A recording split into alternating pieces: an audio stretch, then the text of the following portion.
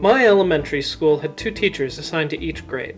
At the beginning of each year, the student body of each class was shuffled into separate sections, and we would find ourselves among a new mix of classmates with varying degrees of familiarity among us. The exception to this was 2nd grade, which was unique in that the 2 sections were merged together in one large classroom taught by the 2 teachers together. This meant by the time I entered 3rd grade, I had come to know all the students of my grade level. Well, all except one.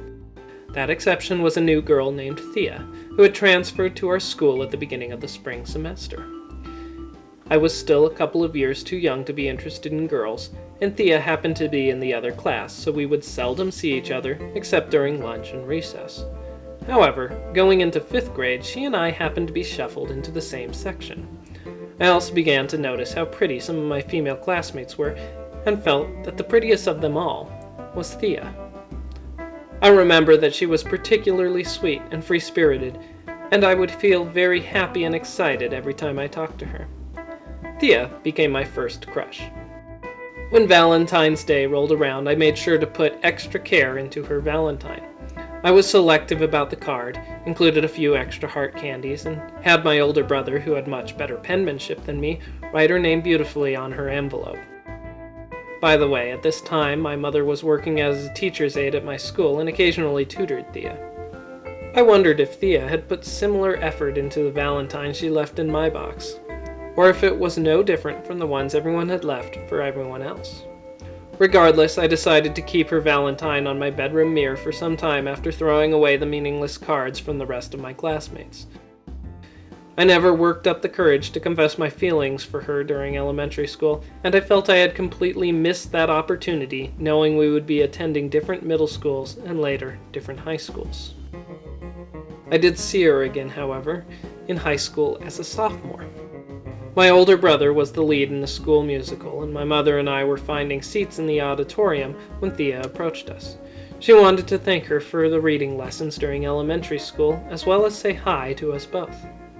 Following the show, the audience was invited to mingle with the cast, and I found myself presented with a rare opportunity to reconnect with an old friend whom still made my heart race and whom had become even more beautiful as a young woman. I was plagued with nervousness. That year's Valentine's Day had recently passed and left me with a painful wound of rejection.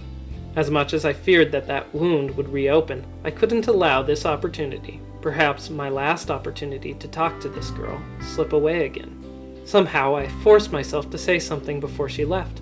I can't recall the brief conversation we had, but somehow I found myself clutching a small piece of paper with her phone number on it as she walked away. On the drive home, my mom recalled that Thea once disclosed having a crush on me during her private lessons in elementary school. I was elated to say the least and called her the next afternoon.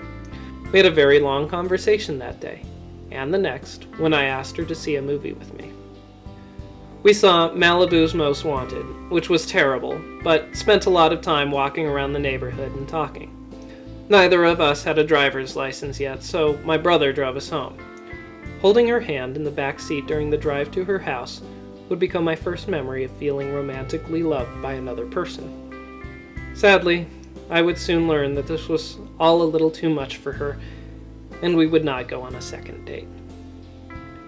Over the next 10 years, I had a somewhat inconsequential love life. Most of my hookups were meaningless one-night stands. I dated one girl on and off for a couple of years, but I never truly felt in love with her. Late one night, 3 years ago, I was scrolling through Facebook and was reading a list of life tips posted by a friend. One of the tips was keep a photo of your first car, your first fish, and your first girlfriend.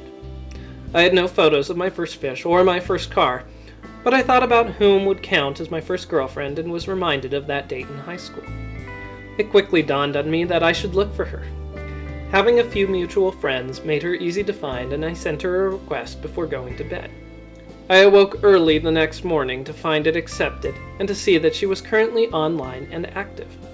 I sent her a message and she immediately responded with a phone call, which ended up lasting nearly an hour. That Sunday we met for lunch for the first time in 10 years. Needless to say, Thea was as gorgeous as ever.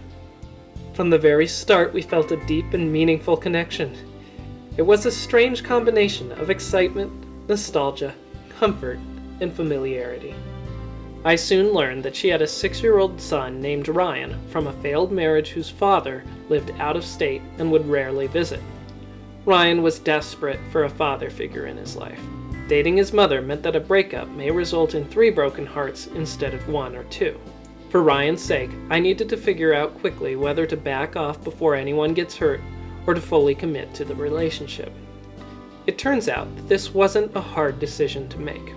Thea and I very quickly fell in love, and within a couple of months I found myself living with my grade school sweetheart as a part-time student and full-time dad.